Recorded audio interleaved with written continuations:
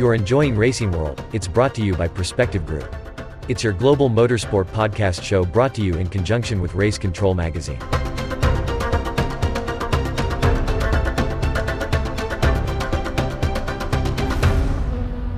Welcome back to the Racing World special edition of the IndyCar pre-season test from the Terminal Raceway near Palm Springs in California. What a scenic sight this place is. Wouldn't it be great one day if we get to see a race there, that's for sure. Standout driver to me after the 2 days, certainly Marcus Armstrong from New Zealand. Ran in the top 3, top 4 all day again today, and just fantastic performance. But speaking of New Zealand heritage, I had the chance to catch up with leading members of the McLaren team.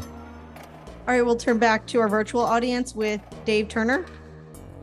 Yes, good morning, everybody. First question really is for Zach.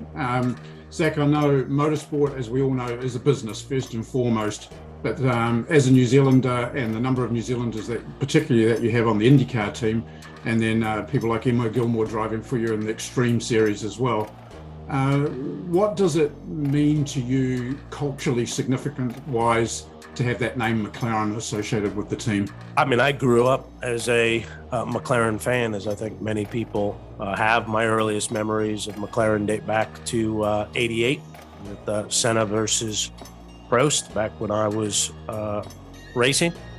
I feel like I've got the second best job in motorsports. I feel like the guy to my left and the two to my right have the best job in motorsports, but I don't know, Alex, you've been a fan of McLaren. I think the drivers can probably talk more to what it means to be a McLaren driver. Yeah, I mean, there's a huge amount of obvious performance that's synonymous with the team, and for us as individuals that are a part of it, you know, it's up to us to raise our game on and off the track to represent the brand. So there's a huge privilege that comes with that, but also responsibility. So it's early days for me, but very excited to be able to call McLaren home, and look forward to pretty cool things we're going to be able to accomplish together. Well, it's amazing. I know personally that a lot of the Kiwis on the team are very proud to be associated with the name as well. So I wish all three of you drivers all the best for the season. There's a lot of other Kiwis out there that'll be chasing you. And then just quickly to Sam.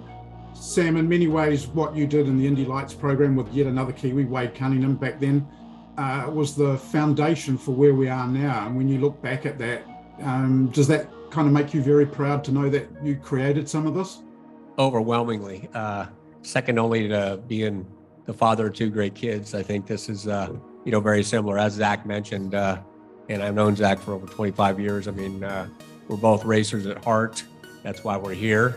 That's why everybody in this room and on this paddock are here. And we want to win.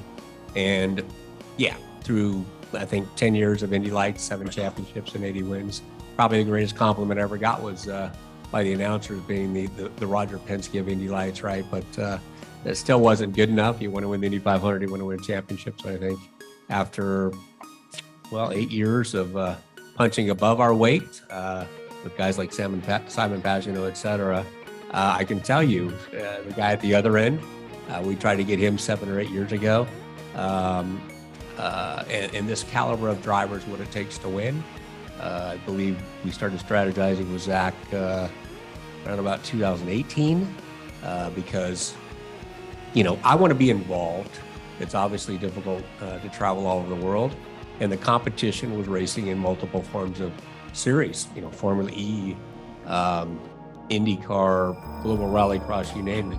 And I didn't have the bandwidth to do that, nor the resources. And so I think this is the perfect 2-year engagement. And then now a bit of a marriage, and resource-wise gives us the opportunity to have everybody you have sitting up here.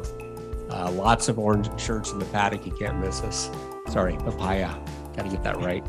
And, this is a dream come true. I can be associated with people like Aero and On Semi and Lucas Oil and NTT and pursue my dreams in a car again, and do some things with the foundation that we couldn't do, but also be a part of this going forward for a long time to come. So, thank you for the question, but yeah, seems kind of weird coming from me, but I live the dream every day. Oh, well, to all of you that are sitting there right now, all the very best for the season ahead. Hopefully we'll catch up with you in St. Pete as well. Yep. Such cultural significance for New Zealand in the name McLaren, that's for sure, but a new name on the horizon. Well, not new now, Scott McLaughlin, proving again that he's worthy of this championship, and he'll be a championship contender again in 2023, no doubt about that, and looking very sharp in this very early season run. There's more to come from the teams yet as they test in Sebring mid-February, and there could be another Kiwi there, let's just say there could be. But for now, it was all about Scott McLaughlin, early morning, out on track. Yeah, the track was phenomenal this morning. I think a few guys put on tyres to start the day and the track was really fast.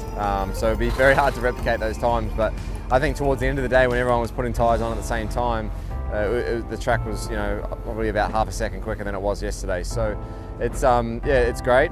Everyone's getting to grips with the track itself. The rubber's getting laid down. The more Firestone rubber on the track, the better for us. And it's just getting darker and darker and darker out there. So you can really commit. But a lot of fun. Very hard on the old neck, but a lot of fun.